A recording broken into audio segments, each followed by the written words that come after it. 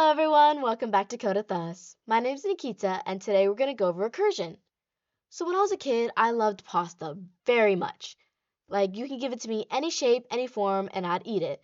Whether that be tortellini, linguine, um, fettuccine, ravioli, I absolutely loved it. Um, and especially ravioli, I love the cheese in the middle of it and add some marinara meat sauce. It was absolutely delicious. So recently, I've been trying to teach myself how to cook. And I wanted to learn how to make raviolis because I like them. And I found that it was a lot of work making the dough, kneading the dough, stuffing the raviolis. It was definitely a lot of work. And if you can't tell, right here is my best attempt at making a drawing of ravioli. I am a computer science major, not an art major, so forgive me for my interesting drawing over there. When I was making the ravioli, what I did is I'd start off with a lump of dough. Let's make that a little bigger actually. So let's call this 3 ounces of dough. Ounces. So what I would do is I would take out a piece of dough, or roughly 1 ounce, and I'd make ravioli with it. I'd like form the shape, make like one of those little squares. And after that, I would be left with a smaller piece of dough, say 2 ounces. And what I'd do is I'd take 1 ounce and I'd make ravioli. So I'm going to abbreviate to MR.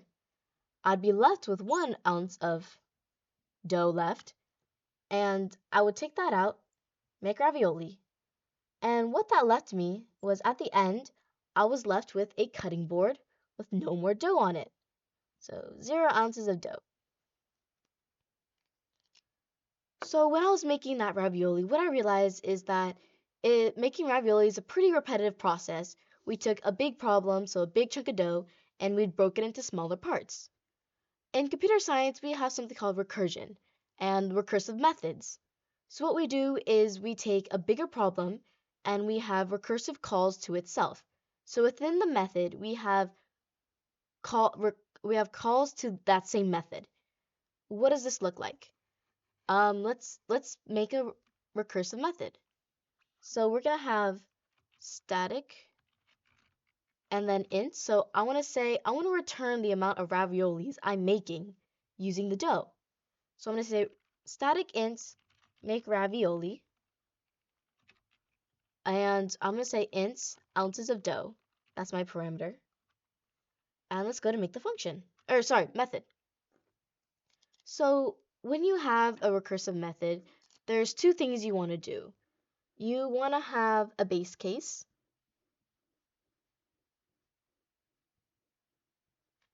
So in this case, this base case is when we have no dough left. And the second thing we want to do is we want to call the recursive method again. So recursive call.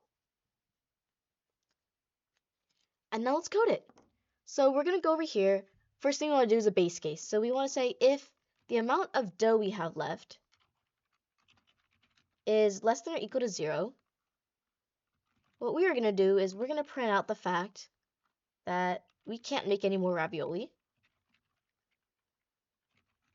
No more ravioli. And we're going to return 0 because with no dough, you can't make any raviolis. And if that's not true, we're going to move on to our recursive call. So I just want to print out, we're going to make a ravioli. And so for the actual recursive call, I'm going to say we're going to return 1 plus make ravioli ounces of dough minus 1. So what I'm doing is this plus 1 means that I'm making the ravioli, and the make ravioli with ounces of dough minus 1, that's my recursive call to the recursive method. Like make ravioli is a recursive method. So what that means is that I'm going to repeat this whole entire process right here but with a smaller chunk of dough. So I'm going to repeat this whole process right here, but with a smaller chunk of dough. And we're going to keep repeating that until we hit the base case. And at that point, we're going to say there's no more dough to be used to make a ravioli, so we're going to stop all the recursive calls. And I'm curious to see, well, I already know this is going to print out 3 raviolis if I put in 3 ounces of dough, but I just want to run it on my code. I want to say the number of ravioli that I have should be the function should be the method make ravioli. And if I pass in 3 ounces of dough to this method, and let's print out the amount of ravioli it makes. Amount of ravioli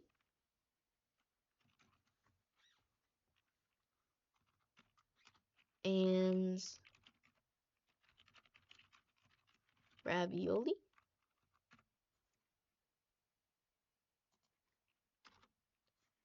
I expect this to print 3. And it does. It shows us that it's going to make ravioli 3 times, and then for the 4th time, it realizes there's no more dough, so no more ravioli. And at the end, it sums up all the ravioli it's made, and it tells us that, hey, I made 3 raviolis. So let's trace the code and see what happens. All right. Yeah.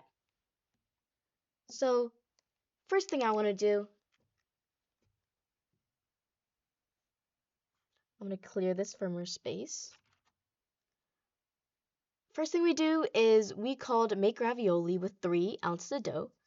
So make ravioli with 3. First thing we did is we want to compare how much, let me get this so it's not blocking my face. Ounces of dough is 3. We compare 3. Is that less than or equal to 0? That's false. So now we move on and we say make ravioli, and then we're going to return 1 plus make ravioli of 3 minus 1, which is 2. And now we have another call, make ravioli. So I'm going to say this make ravioli right here.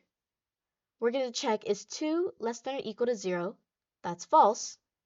And since it's false, we're going to return 1 plus make ravioli of 1, because 1 is 2 minus 1. And for that make ravioli right here, I'm going to say is 1 less than or equal to 0? 1 less than or equal to 0. That's false.